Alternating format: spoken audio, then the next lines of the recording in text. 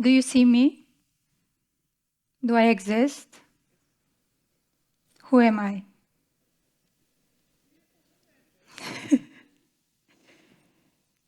You see, in Poland, I am seen.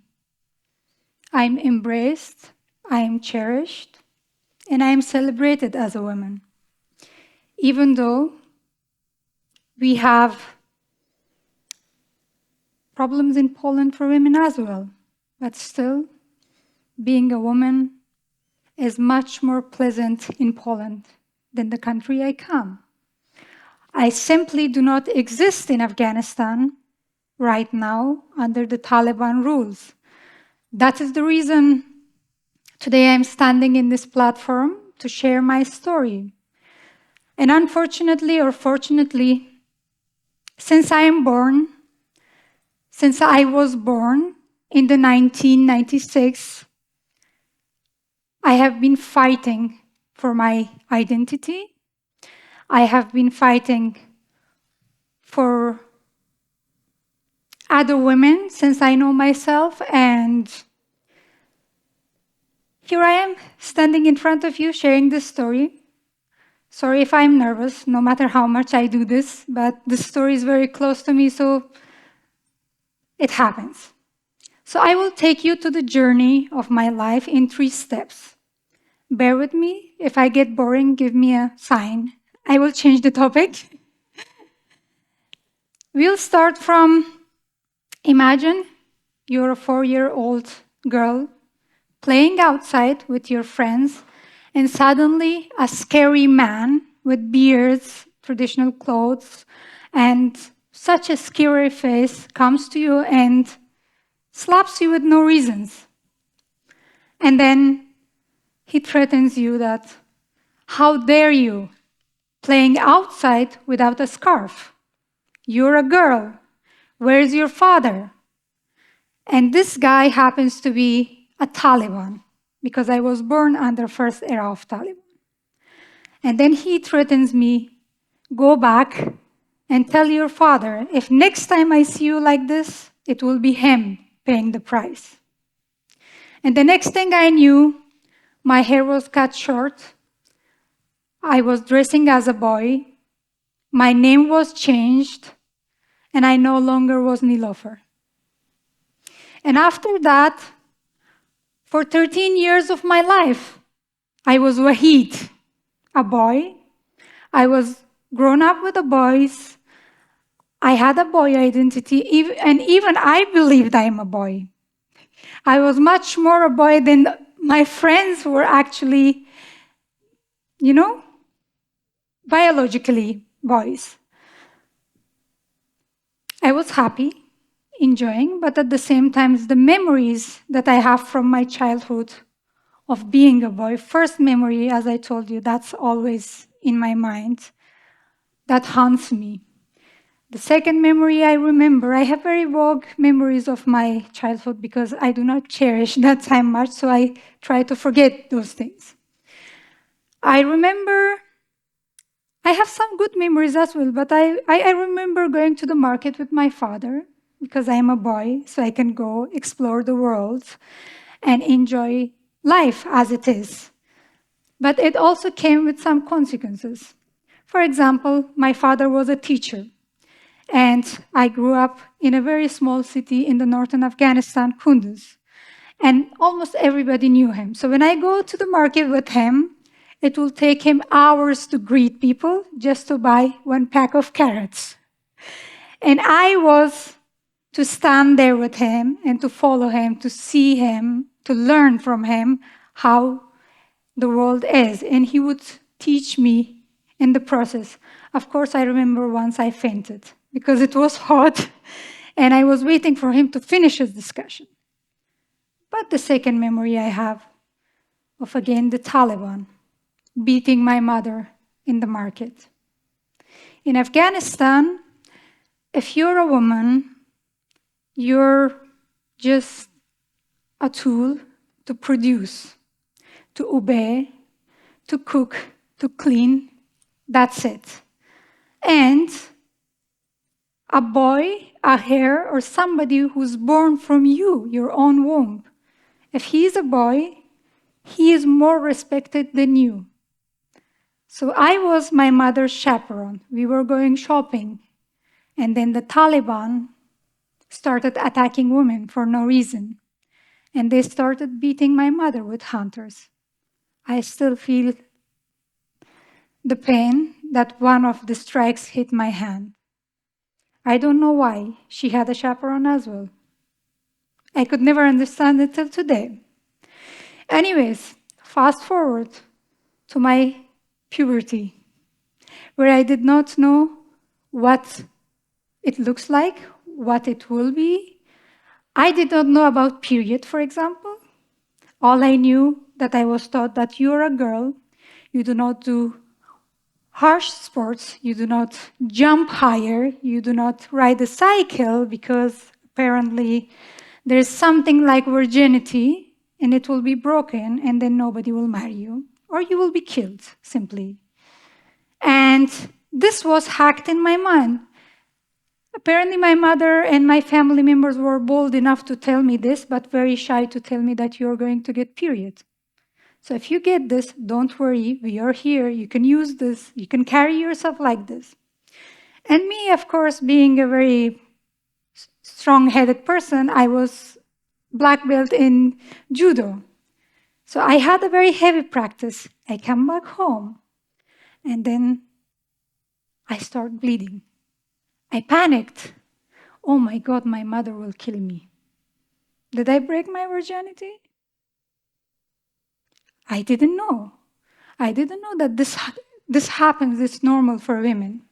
This was the first strike for me to start my activism. And of course, my friends helped me. I was scared of my mother, I couldn't tell her, so my friends helped me. How should I carry myself? But that trauma still lives in me. Whenever I get my period, my mind goes back to the same feeling of guilt. I was feeling guilty for just being a woman. And then they forced me to transition back to a woman, which was quite hard. I did not understand this. They want me to become a boy, and now they want me to become a woman, but I do not relate to the women world. How am I going to embrace this? Fast forward, I go to school with the girls now. So what I do, I stop every girl my age and ask, do you get period?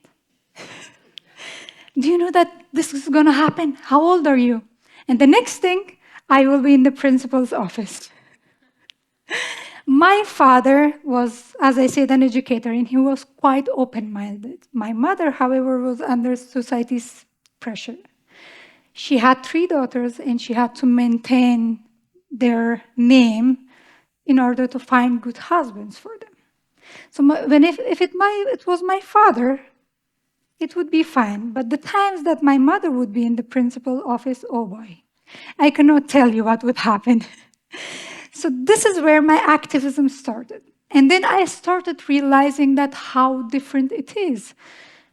Me experiencing the world of men and then coming back to the women's world, of course, it was impossible for me to become a woman immediately after. So I still had some habits.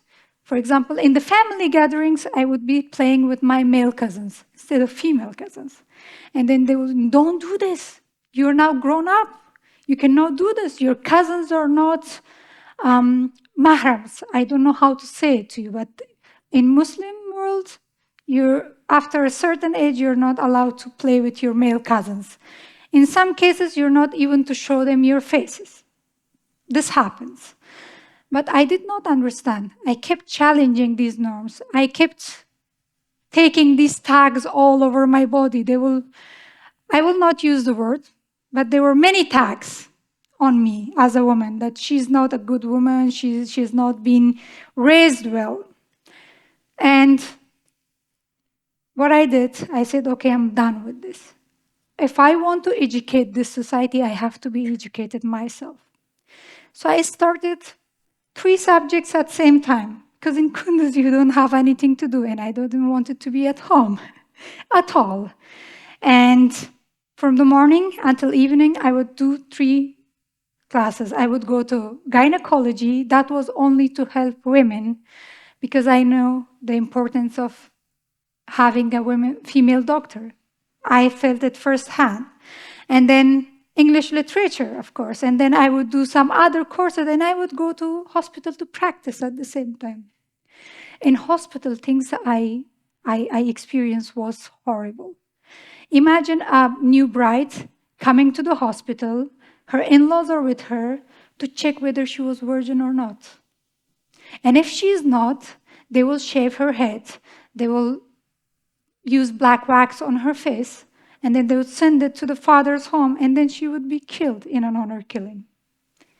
And these horrible things happened and happens in the world in my side. And I kept fighting for that. I was very headstrong, as I said. I formed the Girls of North, a group of rebellions like myself, and we tried our best to educate. I went to the suburbs to help women, to educate women, and then I moved to Kabul. This is the second part of my story. That I went to Kabul, I went to American University. There the world was different. I was shocked from Kunduz to Kabul in the same country. It's different.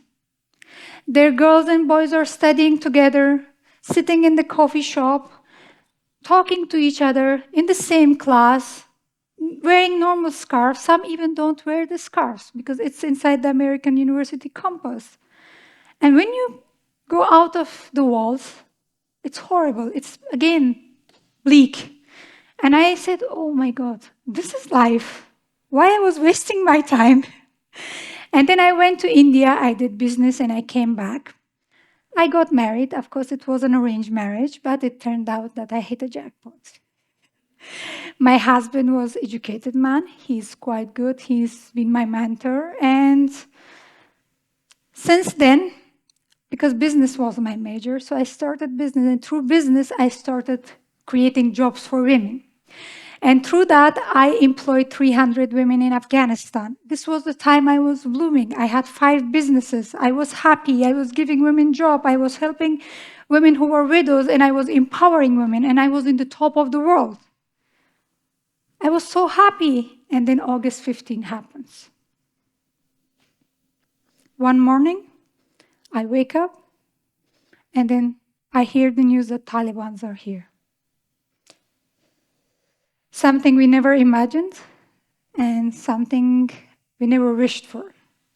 And from that day on, my life completely changed.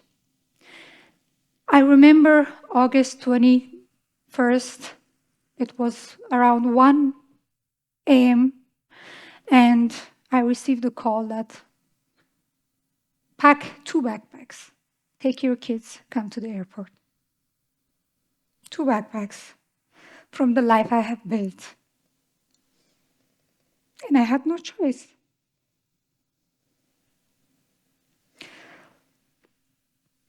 I remember throwing all my stuff, and I was looking, which one should I take? Which one is more important? It's not easy. But I decided I have 2 options. Either I can sit, cry, or I have to be strong for my children, and I have to get out if I want to tell the world the story that what's happening in my country. So I went to the airport. It took us 3 days. Of course, at the airport, Taliban recognized us. We were almost killed. They broke my nose. They shot at us. I remember my kids screaming, "Don't hit my mother, don't hit my father." But the Polish army came like angels, and after 3 days of struggle, they saved us. I couldn't save my mother and brother. They stayed behind. But I was happy that I could save my children.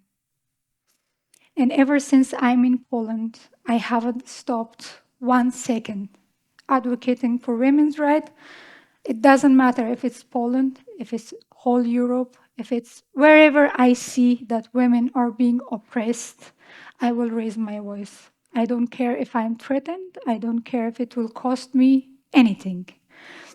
So I have been doing that. You can see me in this platform. I'm quite fortunate to be at least alive. There are many women who cannot go out of the home. As I start in the beginning, they're erased. They don't exist. But I do, and I'm going to use every second of this to advocate for them. Of course, in Poland, I started my business. Again, I'm helping women, and I'm doing my best. But the reason I came on this platform to share my story is because in these 2 years, I learned that women are struggling in Poland. And at the same time, as we heard from Magda, the LGBTQI community is struggling here. Sometimes I feel like I am in Afghanistan, but a little bit modern Afghanistan. It's the same issues that women are fighting. Of course, I would say for me, Polish women have a lot of privileges, but still there are some things needs to be addressed. So I am here to tell you, if I survived Taliban twice, if I survived assassinations in Afghanistan, if I survived the airport catastrophe in Afghanistan, and here I am standing on the TEDx platform for the second time, it's all because I did not lose hope. And I was determined that I will make it happen. And I will raise my voice. So don't lose your hope. Please stay strong and move on. Thank you so much. Thank you, Nilofar.